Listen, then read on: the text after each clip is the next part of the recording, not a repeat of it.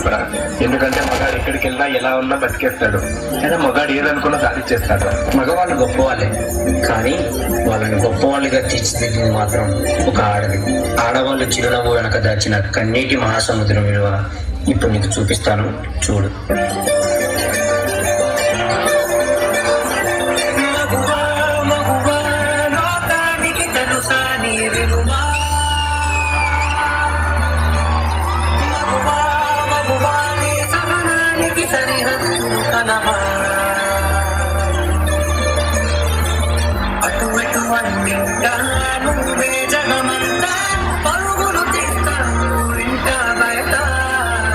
వర్ష, tea తీసుకురామ్మా. తీస్తున్నాను బావయ్య. అమ్మ వర్ష, వర్షం పడుతుంది, పైకి వెళ్ళి బట్టలు తీసుకురాపో. వర్ష, ఇంకెంతసేపు వెయిట్ చేయాలి? త్వరగా నా బ్యాగ్ తీసుకొని రా, ఆఫీస్ కి లేట్ అవుతుంది. వస్తున్నానండి. అమ్మా, రోజు నీ వల్లే నాకు లేట్ అవుతుంది.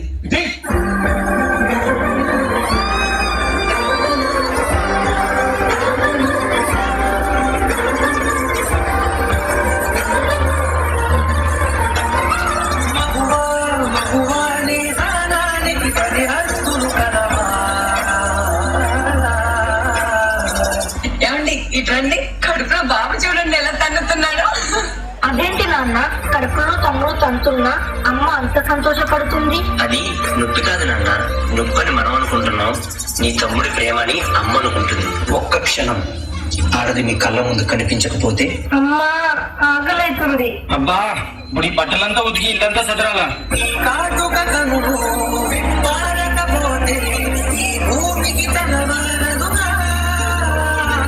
ఆ ఒక్క క్షణం ఆడవాళ్ళ విలువ తెలుస్తుంది.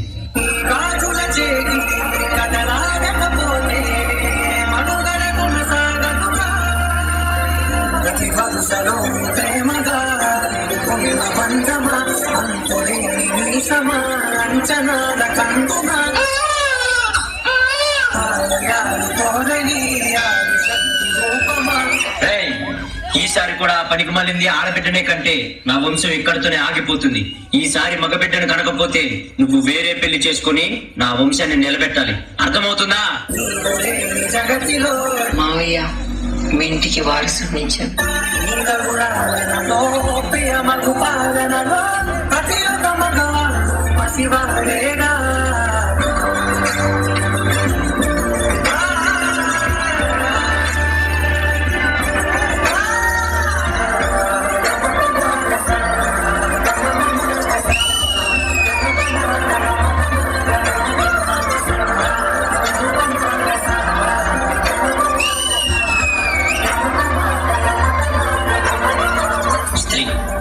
తను మరో జన్మెత్తి మనకు జన్మనిస్తుంది.